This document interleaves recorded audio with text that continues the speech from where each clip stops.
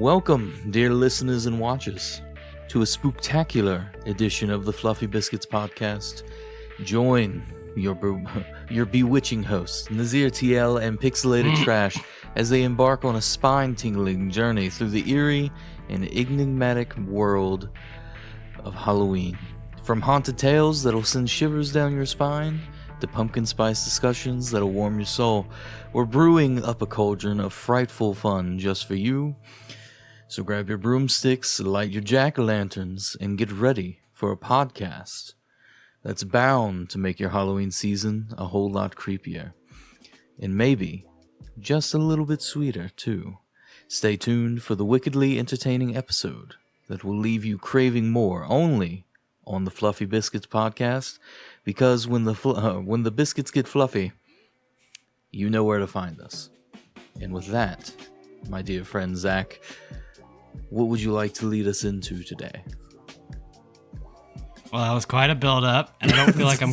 First off, I want to announce that I'm in I have a spooky background going, trying to set the mood, set the tone.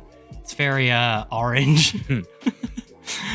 But my lead off for today, as I've been one to do in the past, I have done a little bit of a deep dive down the movie rabbit hole, and obviously, who doesn't on Halloween like to get together with friends and watch scary movies? And if you're anything like me, you like to get together with friends and watch bad scary movies. So what I have here is a list of the 25 worst rated horror movies of all time. And what I kind of wanted to do with this was run a few of these by you just to see if you've ever heard of them, but also just really kind of dig into what some of these are all about. Now, number one on the list, the consensus of worst horror films according to Rotten Tomatoes, which is where I'm reading this, One Missed Call. Now, One Missed Call is a 2008 remake of a Japanese movie, which I believe is under the same name. And it has a 0% Rotten Tomatoes. But more importantly, I could not find, and I'm sure it exists, I could not find a middle or positive review for this movie, period. I remembered watching it when I was young, and I thought it was real scary, but it is not a very well-received movie. Now, what I wanted to do to kind of gamify this is, my first question for you, Jacob, is, if you had to guess, how many of these movies do you think came before the year 2000? Let's say just in the top 10. How many came before the year 2000? Yeah, so they were made before 2000. Well, my idea is that before the year 2000, it was much harder to make a movie and get it out there, so I think most of them came after. You're correct. Coming in at number 2 is 1987's Jaws: The Revenge. And beyond that, I am having a hard time finding any of them that did not come out around 2000 or later. This makes sense. And I think these are funny because some of these are movies I've seen and I've been like, this is the biggest amount of nothing I've ever seen. So fourth, you have The Disappointments Room, which I didn't get it. I read about it, and it seems like it's like a family that like locks their son in a closet when he's disappointing or something. It's got Kate Beckinsale in it, so if you're into that. But also the number 5 I want to point out was Homecoming in 2009 was directed by Morgan Freeman. Wow. Not him though, Morgan J. Freeman. You got me. I did, but no. Okay. The real reason I wanted to come to this list is because number 7 is Alone in the Dark, 2005. And kind of tying into the last episode we did, I wanted to talk about how just many bad horror movies in general came from video games. It's wild, but mostly it's the horror ones that are so terrible.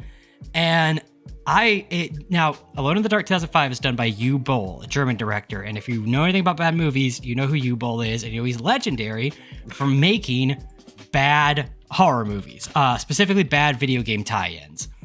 So we're gonna play. We're gonna have a little watch-a-thon with Mr. Bull here, and we're gonna see.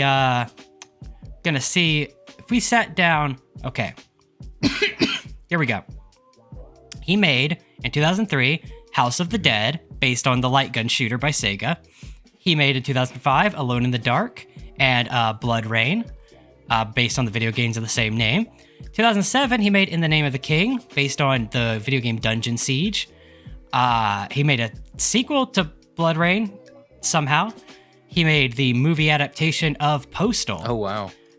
He later made Alone in the Dark 2. He made an adaptation of the first Far Cry in 2008. He made an adaptation of...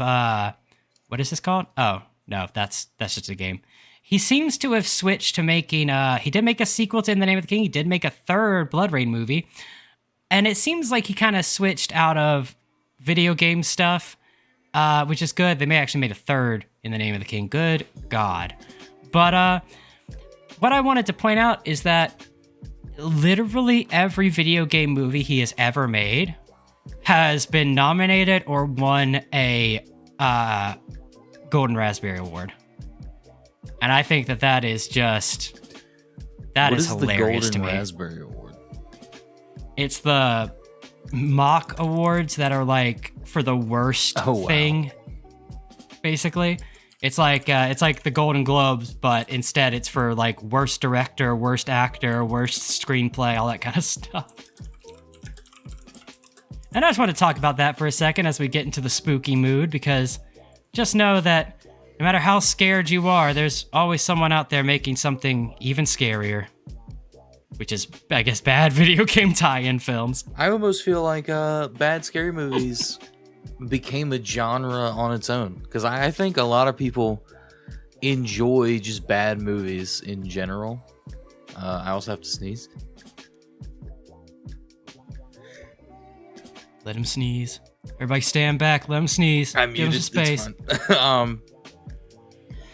I think a lot of people like to, again, going back to the last episode, I think a lot of people like to watch bad movies with friends because it almost turns into a comedy. I think that's definitely fair. It's anything can be fun if you're just riffing. Yeah. I think Mystery Science Theater 3000 kind of showed that. Yep. Would you like me to lead us into something different, or would you like to continue this? No, that's all I had to say on that. I was looking through movies to watch for Halloween, and I stumbled upon Silent Hill, the original, like 2006, 2008 movie, right? I like that movie too, but it led me down a rabbit hole of a bunch of video game movies that I vaguely remember watching and thinking they were trash. And so I was thinking, like, I'm almost wondering, like, to try to build the, like, ultimate catalog of a marathon that you couldn't sit through. Like, building a video game movie marathon, may not even a video game, but just horror movie marathon that you just couldn't sit through. But that's a project for me for long term. But I did have one question before we pivot, and I was going to ask, what do you think your favorite horror movie is? Not the best, but your favorite. It's hard to say. Me and my cousin used to watch a ungodly amount of them when I was younger, so it's hard for me to remember exactly which one. I don't think I have a horror movie that I enjoy because of the actual movie itself. I do remember when I was young, and my cousin might not even remember this, but I believe, when did Insidious 2 come out? Do you know?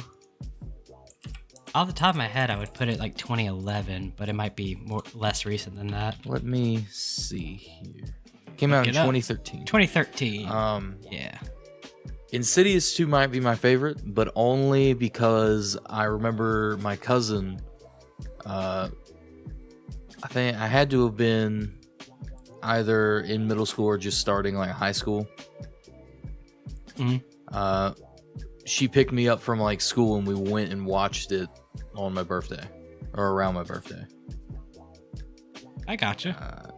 So that one I think would be my favorite, just because of that memory. That definitely makes sense. I think my all-time favorite was set when I was a kid, and it never changed, and it's still, if not my favorite horror movie, it's probably my favorite movie, but Event Horizon. Ironically directed by Paul W.S. Anderson, who directed most of the Resident Evil movies. But it's fantastic. It's got Sam Neill from the New Zealand guy that plays the doctor that visits with his kids in Jurassic Park. Yeah. And it's got Lawrence Fishburne, Morpheus. And it's got a couple other people that were kind of popular for the time. I think it came out in 97. So it's got a couple people there that were popular for the time, but those are the two big names. And man, it's good. It's real wild. It's just a wild ride. I love that movie. But you were gonna read my tarot, correct? I was.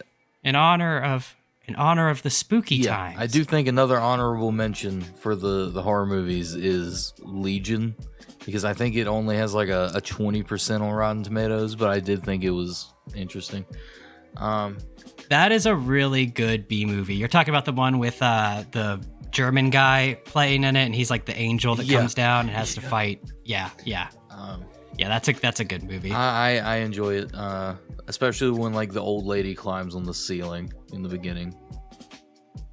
But yeah, I am going to give you a very shit tarot reading because I don't read tarot.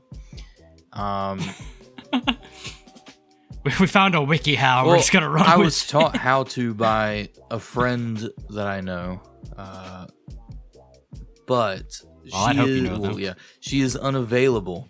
I thought I was gonna think it'd be funny to get her to come on and read both of our tarot, but that will not happen. So, but she taught me how to read it so I could read yours. Well, unfortunate. That being said, I will shuffle a little bit on camera, but I've been shuffling the whole time you were talking. It just wasn't like being shown. And this is, if you were wondering, I'll show some of the artwork of this deck. This is the Wormwood Tarot deck that came out like last year or something. Big Wormwood fanboy here. I'll explain that after this actually, because that'll be a good intermittent topic to move into. In our usual beautiful space, I can't see anything Jacob's doing, so I'll just have to take his word for all of this. I'll get a second webcam so I can stream directly to you. All right, so just lifting. I'll do it like this. Let's see. Lifting off the top. We're gonna do a very simple one. So past, present, future, right? Yeah, I'm pretending like I'm doing it with you. Okay, so just lifting up off the top, we have the Ten of Swords as the past, is upright. But this is a special deck, meaning upright is actually not its reverse because of the way the deck is made. So the second card would be, let's see here, the Page of Wands, and it is upside down, which means it is correct. Like it's supposed to be upright. And then for the future, we have Ten of Cups, which is upside down as well. But with this deck, it would be upright. So, with the Ten of Swords being your past, for this deck, I don't want to pull out the little pamphlet. So, I will... So we're just going to make it up as we go along. You're a loser. We're not going to consult the rules. I'm just going to Google the card meaning. Because it's the same card meaning. It's just a different artwork and stuff like that. I got you. And Mallory has a set of tarot cards too. Dang. You should get them out. You read my tarot. If I knew where they were, I would. Okay, so in your past, you may have dealt with something that wasn't that nice. You were recovering from something, regenerating, or resisting an inevitable end. Does that sound good? Sound good to you? It sounds like the vaguest thing I've ever heard.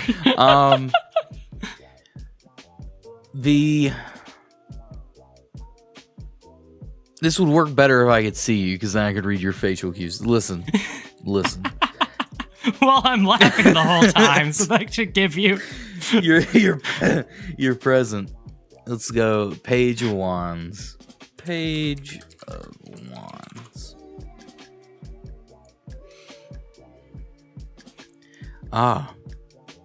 It says your present is you're talking on a podcast. My God, they do work. No, funny enough, it could mean a new position or project, taking risks at work, eagerness for the challenge. That's fair up until the eagerness part. Hey, bro. More accepting of the challenge. More accepting. When it comes to work. And then for the last one, we have 10 of Cups. 10 of Cups. How much I leave my cups up here? I probably got about 10 of them. At least 5 I can count.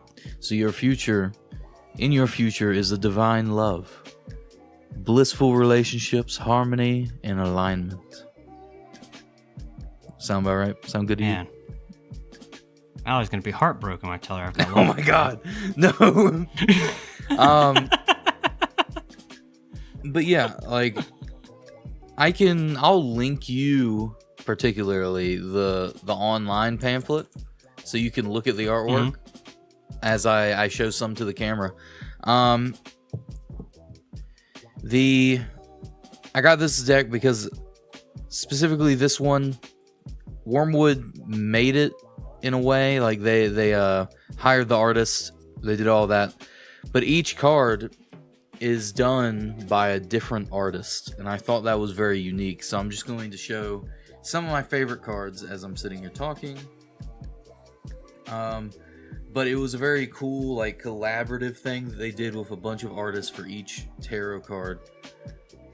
I don't think you see many people doing that nowadays, where they go and find maybe some smaller artists or something, and it's like, hey, pick a card out of the tarot deck, draw some artwork for it, and we'll put it on there. And I believe some people that worked at Wormwood, like, because Wormwood is a game crafting, not game crafting, but game accessory crafting place. They make tables, mainly out of wood, obviously. Wormwood being the name. They do a lot of stuff. I'm assuming it's made out of wormwood, right?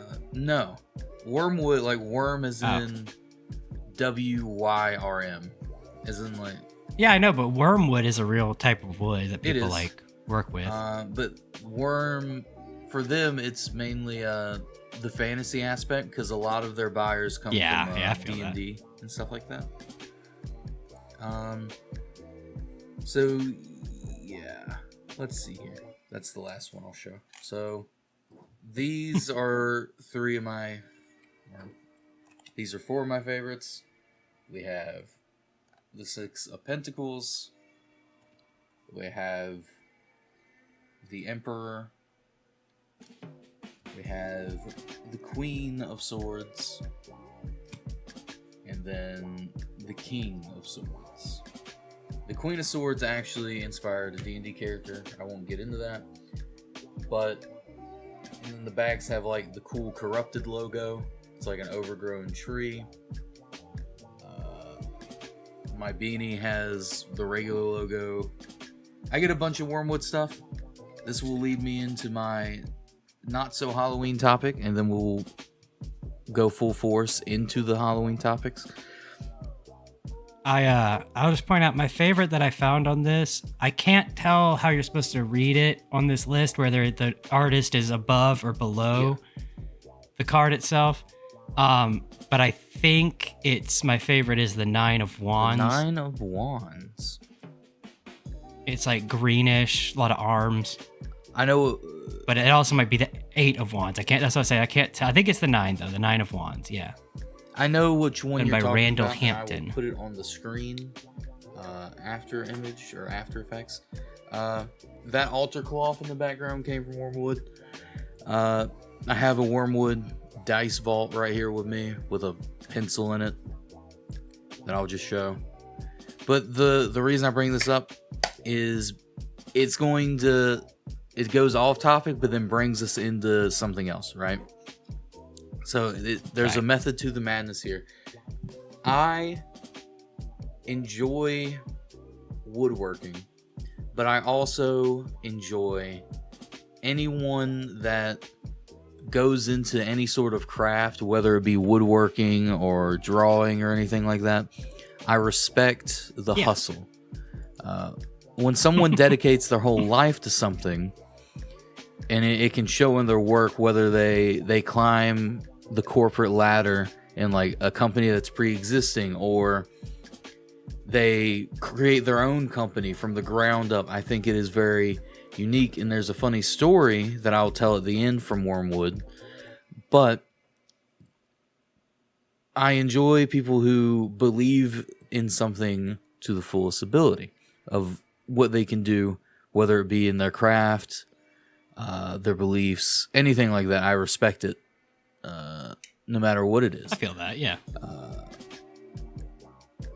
But with that being said, this will lead us into, with the tarot, the craft, it'll lead us into witchcraft in the Salem witch trials. God. But first, Jacob. Hello, everybody. Sorry about the cut. I went and got my own tarot card, or my girlfriend's tarot card set. It is not nearly as nice as Wormwood, but this is the Card Capture Sakura collectible tarot card box.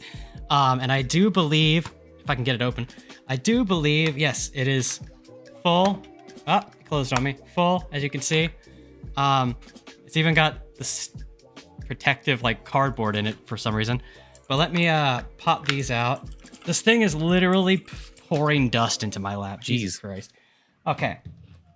So I've got all of these. And now the thing about them that I'd like to point out is I don't think they're real. Because, like real tarots, because what the fuck is the big? It just says the big, and it's got like a little priest girl on it. So I'm going to quickly Google and see if there's a way for me to... I also can't... These things are so huge. I don't know how you could shuffle them like without doing like the pick up and like move them around thing. So that's what I'm going to kind of do. Get them a little out of order. Get them a little out of whack. I'm going to look up if there is a way to read these. And if there's not, I'm going to make it up as I go. Let's see. Card Captor Sakura Tarot Cards. I get it rules, though, because Card Captor Sakura is like cards are tarot card shaped. Yeah, they're called the Clow cards. Clow cards are probably a set of fortune telling cards. Okay. Blah, blah, blah, blah, blah. Okay, here's how you do it. Clow cards, blah, blah, blah. Put your clow cards in a pile on your desk. Make sure the desk is clear. Okay, shut up. Separate the cards into 5 different piles using your left hand. Oh, Jesus, this is a thing. I don't have that kind of room, so I'm going to read this like a real tarot deck. And then, yeah, there's a lot to this. Let's see. Use your intuition to pick one card from the deck. When you've done this, when shuffling and cutting the cards, make sure they're using your left hand. This is important. Okay, I was just hoping they were going to tell me what the meanings of the cards were, because I don't know how to The rules are meant to be broken. I'm on the Card Captors Sakura wiki now. But even okay, I found a list of the cards. Okay, cool. This will help us out as I get them. So I'm gonna read your tarot the way that we read that tarot, my tarot originally. I'm gonna grab 3. Let's see, that's 2, 3. Okay, I'm gonna lay this one like that, lay this one like that, and lay that one like that. Okay, so we got past, present, future for you, Jacob. So all right, let's start. We start with the jump. That's your past. So let me find that on the list and do a little hyperlink to it. Let's see. Personality. Oh God, these are like living creatures. They don't have like descriptions. These are like living creatures. Yeah. Well, it says Jump is incredibly feisty and loves to pick fights. However, it's been described as not being very bright. So in your past, you were very aggressive and dumb, Jacob. I'm sorry. It's the card set, not me. And then we've got the Storm, but upside down. So, and knowing nothing about tarot, I'll just reverse the description. Whatever it says you would have been, I'll make you the other thing for your present. Well, also tell me what the Storm is a powerful be as well. The Storm is a powerful and aggressive card. So you are weak and passive, Jacob. in your present. And in the future, we've got hit the microphone. We've got the Dash. I just remembered I never showed anybody the Jump. We got the Jump. But we've got the Dash, and it is upside down. So what is the Dash? Let's see. The Dash. Okay.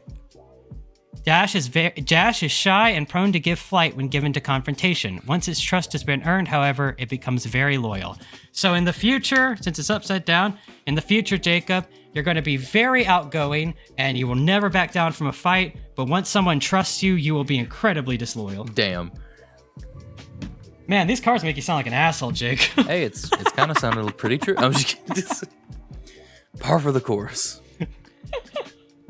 I've got some work to do, I'm really working on myself. Fun fact about the Cardcaptor Sakura series, I'm pretty sure that Cardcaptor Sakura and there is another series called like the Tsubasa Chronicles.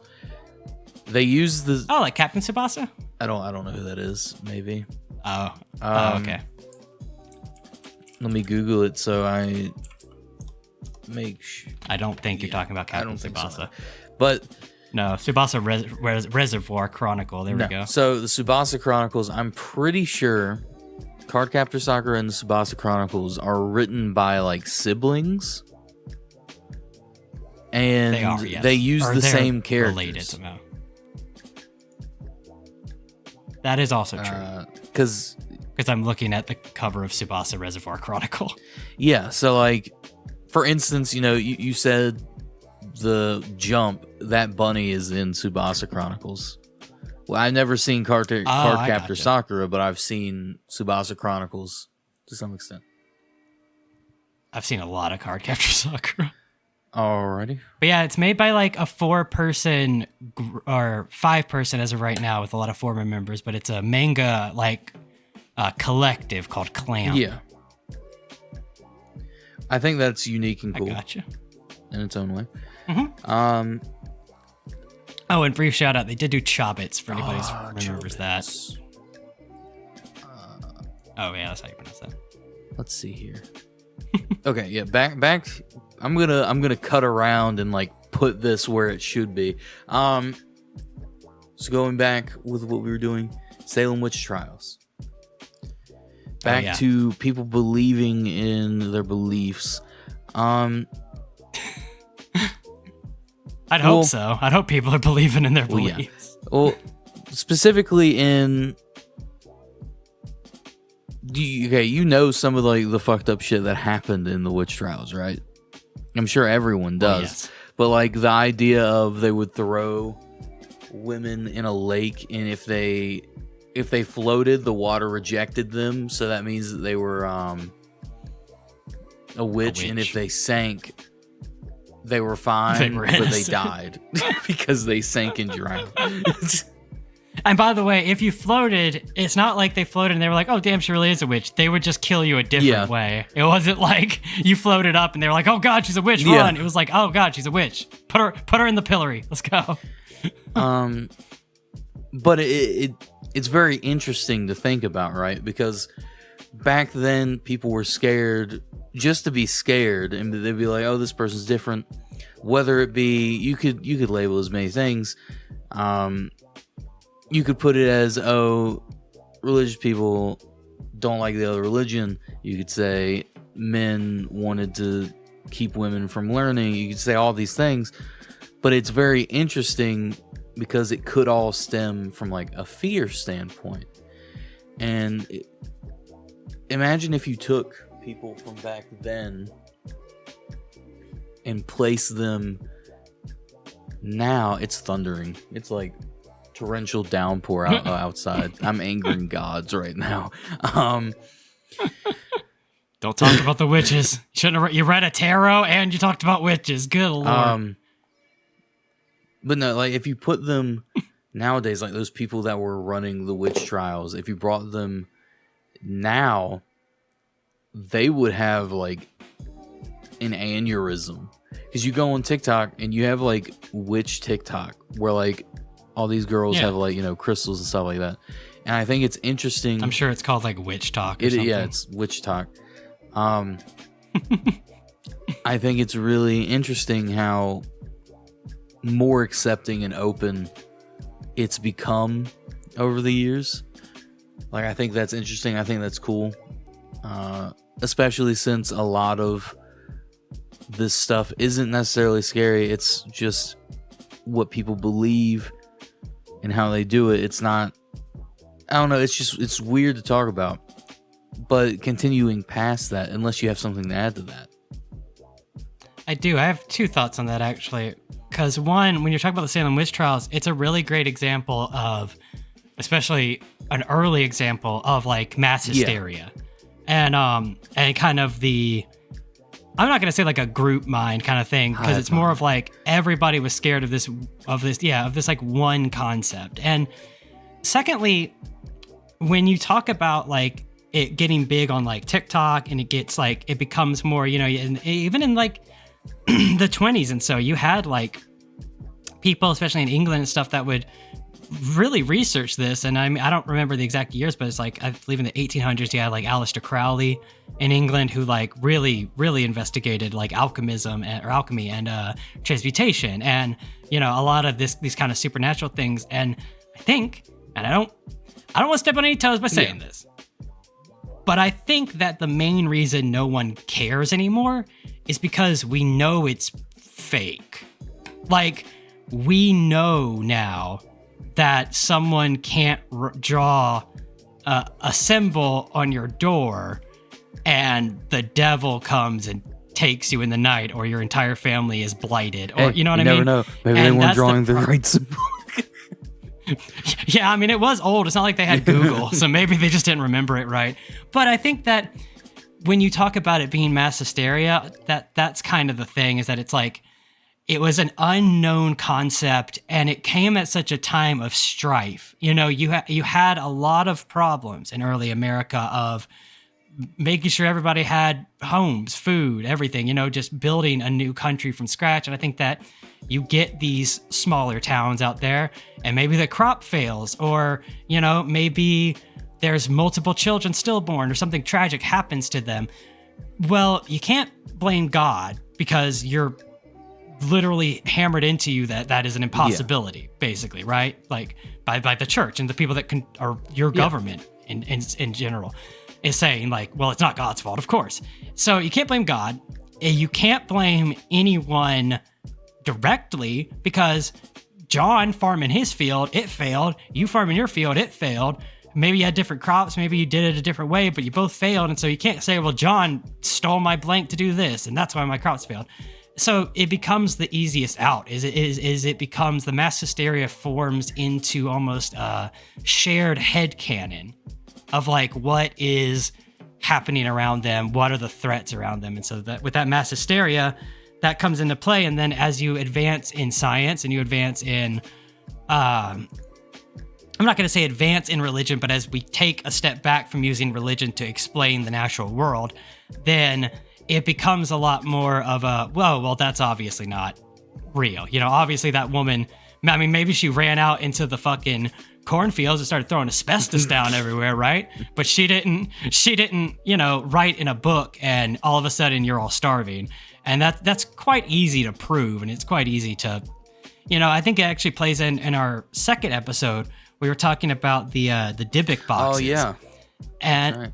And I think that plays the same concept, because like if Dybbuk boxes were, if like all these haunted items and these wild supernatural things that like people on eBay will claim, and you can just go and buy the item, it's like, well, it's probably fake. You know what I mean? And so it's like you're not really buying it like, oh, this is going to be so spooky. You're getting it like, oh, it's a gag gift. I mean, hopefully not the Dybbuk box we talked about because it was $7,000. But, you'll buy an $80 Dybbuk box just to mess with someone like you were talking about in that episode. And so that's kind of my thought on it, is that the mass hysteria takes over. And then as science grows, you start to realize, and there's plenty of examples of that, dating back. Again, we were talking about mythology. When we date back into the myths, it's like gods were blamed. You didn't appease this god, or you didn't donate enough to children's heroes or something. I have an ad on my thing for children's heroes, apparently. But it's like you didn't do this thing, or you didn't do this right, or whatever. And I realize my chair has fallen very far down. 1 second. But you have all this. You have all this proof, basically, that like that's not what's doing it. Science will show you. And so that's why I think it's funny if you were to bring them into the modern day, because it's like, I don't know if they would be happier or disappointed, basically. If they'd be like, oh, well, damn, we sure killed a lot of people for this thing that now people are getting hundreds of thousands of views for, while Kanye West plays in the background or something. And it's like, I could see them being completely overwhelmed, but I could also see them being like, oh, damn, man. Oh, man, Stephanie was dead ass, man. She really wasn't a witch. Shit. I also find it interesting that, like, a lot of the Christian holidays in general came from porting over other religions to make theirs bigger. I think that's interesting. But getting back to the witch trials, I was watching another podcast because I did a little bit of research. And what sparked me on this particular delve into the Salem witch trials was a podcast called Wine About It, where one of them, Maya, went into her own deep dive. And I don't know exactly where she learned it. I know that she did more research than me, I can tell you that. But I always found all this very interesting. And I believe I could be misquoting.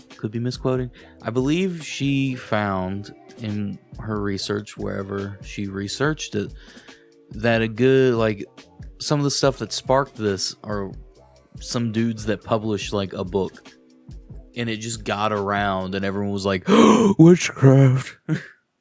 Oh no. I could believe that for sure. I can too. Because I mean, especially when a culture is so involved like they were in religion, and I'm not bashing on religion. If you're religious, that's chill. I agree. But like the whole concept of like your culture being religion, right? Like that changes because it's like you're, how do I describe it? You can be a nerd and you can be a Christian nerd, but the Christianity part shouldn't necessarily control pro or con what you consume in the nerd part, right? Like, and that's kind of the thing. You see people get raised by like heavily religious parents, and maybe they're like, you won't watch Harry Potter, that's the devil's stuff. That happened to me when I was a kid. My parents were normal, but my dad's parents were insane, or my grandmother specifically. And she was like that. It was like no cartoons that weren't like Nickelodeon, no movies that were like above, the fucking G. And then like every movie, anything, like I bought a Harry Potter video game. She took that away from me. I bought Rock the Rink, the old PS1 NHL game where all you really did was fight. And she called that unchristian. And she was wild. And it was also funny because my mom eventually just let me stop going to visit my dad because I didn't want to be around that lady anymore. But she's a very nice lady, very good heart. I just couldn't stand that. Heart was in the right place. But yeah, I later reconciled with her before she passed. But yeah, I think that's the thing, is that you have religion and you have culture, and then obviously most people, your religion is part of your culture, and so when that's the case, then it will heavily influence how you're viewing things and how you ingest new knowledge. And so if your culture is religion and your religion is telling you that demons exist and there's an evil in the world, and you you have to appease God and all that kind of stuff. Then when someone comes along and goes, by the way, humans can harness this ancient evil and they can use it now, you're kind of just, when you've been told nothing different, you're kind of just inclined to believe it, I would imagine. Yeah. Again, we started this whole topic with, I appreciate anyone who has like full faith in something, no matter kind of what it is. Oh yeah. I respect it. I admire it. Just throw that out there. I'm sure we both do. So we're not dissing any faction. It's just, yeah. This isn't to say that even if you are on Witch Talk, it's like if you get something out of it, it's like whether you're religious or not. If as long as you're getting something out of it, then it's everything's. Yeah. If it makes you happy, chill. Then it's like keep doing it. Yeah. Yeah, I was just throwing out that like I can see it in that time period, especially where they're like, there's no one telling anybody anything about anything other than, the town leader and a pastor, basically. Yeah, and sometimes I guess that's probably the same person. There were definitely countless people. Like, I've seen multiple different numbers thrown out about how many people were accused, and it just makes me think, if they're like all these different numbers for the same thing, then you don't really know who all was, accused of being a witch. It could have been like, oh, we're gonna make it not seem as bad as it really was because we don't want people to stay away from us, kind of thing. So in the records they lowered it, or they just didn't keep records at all and people are just guessing based on their family history, stuff like that. You know what I mean? Mm-hmm. Yeah. Let's see. I had something I was going to lead into, but I have forgotten. Would you like to go into something? Yeah, I had a little something for you. I was looking around Halloween. Obviously, you have Halloween costumes. And I found a list of the top Halloween costumes for 2023 based on musicians.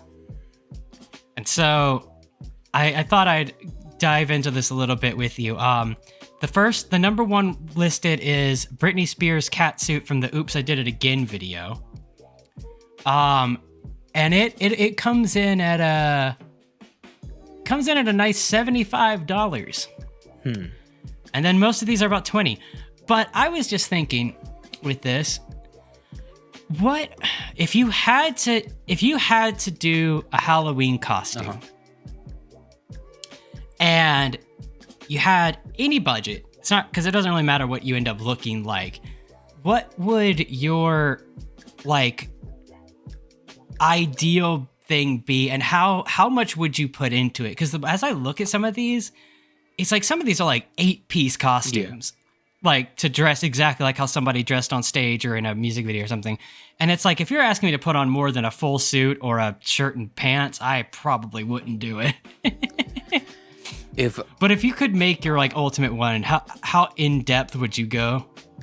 So if I had the funds to make an ultimate Halloween costume, it would obviously, I think video games are cool, but it would have to come from like D&D inspired, I think.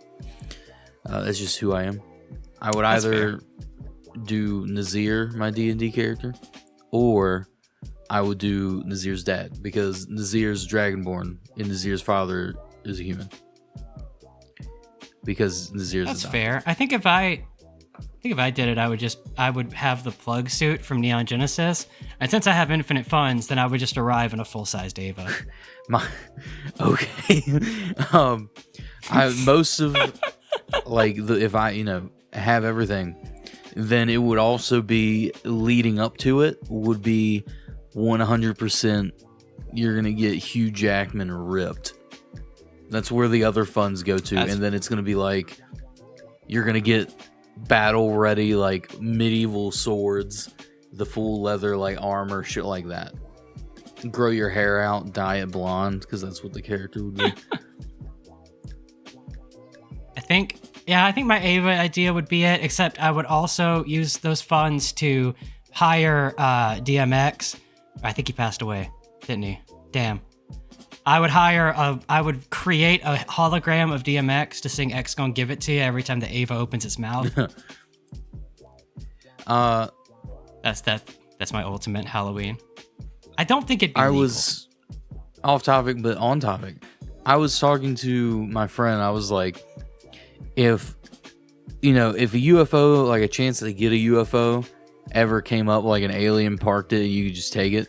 I think it'd be hella funny to steal the UFO, fly over some suburban neighborhood that's like has no idea what's about to happen, park it above the clouds, and then just have the Neon Genesis like theme song as you lower below the clouds, just on full blast coming out of it.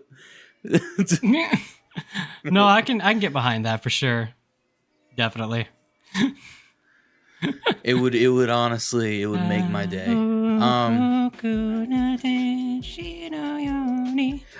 I figured out what I was gonna do. So on Witch Talk, right? It pops up. You're gonna start a witch talk? No. A lot of my feed has to do with Witch Talk for one reason or another. But there was this one guy who started a war with Witch Talk. It's so funny because it's a funny story, but it has to do with it, like, witches a little bit, because he was like, I'm here to prove. I don't remember what he sounded like, but I remember him not being super enthused about it. He's like, I'm here to prove. I need proof. Are witches real? I see all these Witch Talk posts where you're casting a love spell or you're casting a curse on someone. So I'm throwing the gauntlet out here for you to curse me. Curse me as bad as you want. And then he's just like, he gives updates throughout like the course of the summer. And it's like one update was I felt bad all day. And then I ate and I felt good, but at first, I really thought the curses were starting to do something. And then he also got like COVID. And I think at one point he was like, fair. Hey, I was about to go to, it was either Canada or Hawaii. And he goes, I didn't think that y'all meant business like that, but the whole place is on fire now. Oh, yeah, that's fair. He's like, and if I can only think that since I was about to go there, it's because of me. And that makes me feel bad. But then he ends it with saying, like, he makes like the final update. He's like, you can stop. I don't need it anymore. Nothing really happened. It was just really funny when I saw those videos. It was hilarious, actually. Well, if any of you want to get into this yourself, I actually found a WikiHow article on how to put a curse on someone. And I don't really want to just read the article verbatim, but I want to take the points into account. So step 1 is preparing for the curse. Be aware of the possible outcomes. Now, I want to address this because I feel like if you're gonna accidentally set Hawaii on fire, you should definitely know what you're doing beforehand, right? Like, you don't know what your curse might be. What if your curse is to keep somebody from losing weight, but then they gain so much weight, they become like they could become thousands of pounds, like Jabba the Hutt, and they just consume and they never stop. You've unleashed an eldritch demon on us, essentially. But if we jump down to part 2, know that it could come back to you. A common Wiccan concept also abides by this reap what you sow mentality. It says that whatever you do, whether it be positive or negative, it will come back to you threefold. So again, you curse somebody that, I don't know, maybe they won't get any for like a year. Well, then that's 3 years of you not getting any. So you got to stay on top of this. Consider forgiving and moving on. Everything about this is telling you not to do it in the first place. So, assuming you still want to do it, we're going to go down to part 2, which is gathering your materials. Obtain a glass jar. Obtain a poppet. Like a voodoo doll, in a sense. Collect objects to use as mediums. There's literally so many things listed here, I'm not going to go through all of them. Put them all together in your cursed jar. Clean it thoroughly beforehand. It says, clean the jar thoroughly. Can't be using the cum jar. Yeah, stare at the jar and remind yourself of your intention. Place the poppet in the jar, and then start stabbing it, and then leave it closed. Seal it, and then just fuck with it a bunch. That's basically what it is. So, if you think you can do it without burning down half of Quebec, then what did they do? Put go like give it maple syrup in a jar and set it on fire. Yeah, that's a good point. We took a picture of the Canadian national hockey team and put it in this jar. Everywhere they went, they just started fires. Well, let's bring it back to something a little lighthearted. What is your all-time favorite Halloween moment? And then what is your all-time favorite Halloween candy and why? My favorite Halloween moment. I'm trying to think. I've got not even like a couple, more of like my Halloweens have stayed pretty boring most of my life. I would say my favorite Halloween was when I was like 9 or 10. I was really into the Dynasty Warriors series. And there's a character, I would mispronounce it even if I had it in front of me, but I definitely don't remember the full name. He was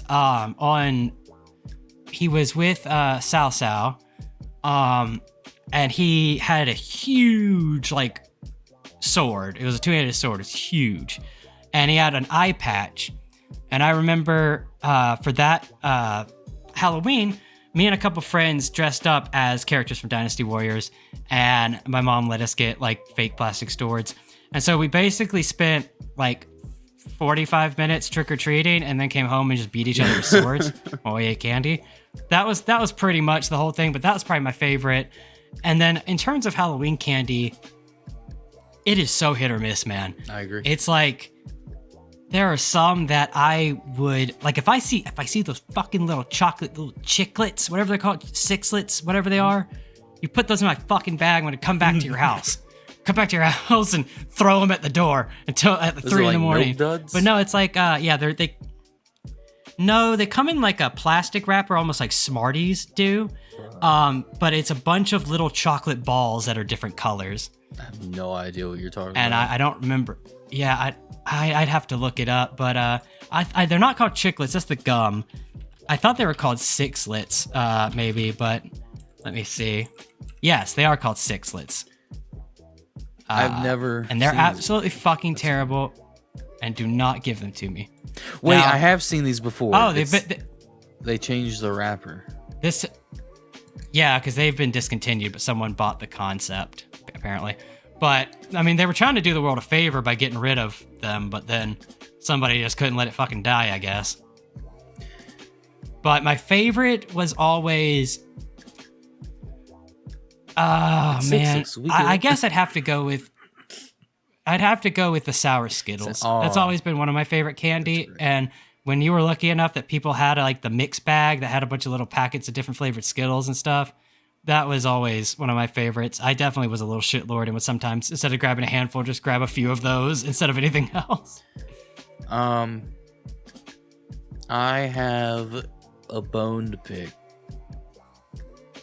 but it is only that I've heard stories of people being like, oh, we went to this neighborhood and they were giving out like full chocolate bars or full bags of Skittles. And I'm like, where are you going? Because these kids would covet.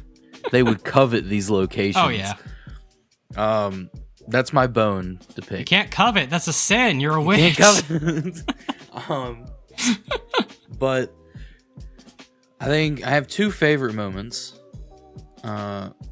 They're about equal in my mind, I think. I think because I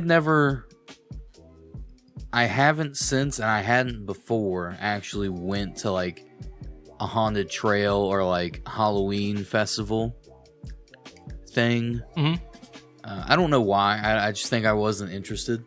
But I remember going to one like years ago, maybe like 6, 7. It's probably like 5. Probably 6 years ago.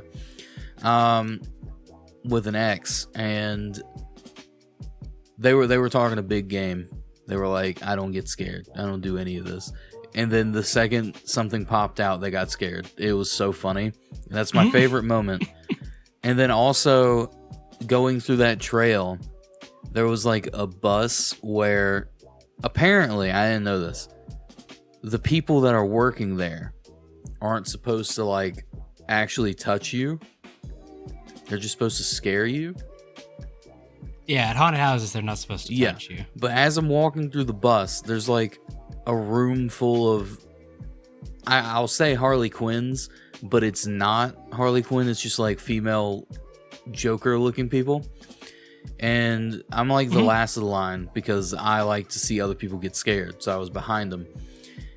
And as I'm walking, I just feel like their 3 hands like go down my back. And I'm like, I don't know if this was okay.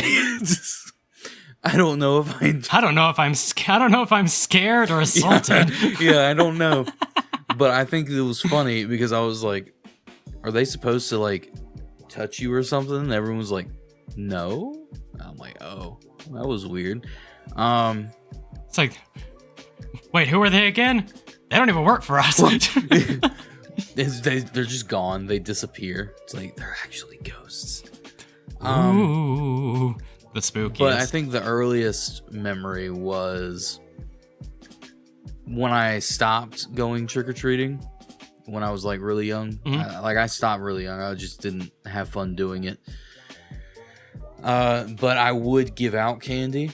And I remember I gotcha. like a 4-year-old, because I had to have been like 7 or something, but like a 4 or 3-year-old walked up to the door and rang the doorbell, and I had like a devil mask on, and I opened it not knowing who it was, and then that little girl was terrified. That person might have trauma, you know what I mean? Like that's the kind of frightened they were. And so I just feel like that. I just sat there, and the parent came up and like, here's some candy. I don't know what to do about the situation. I just went back inside. Sorry about that.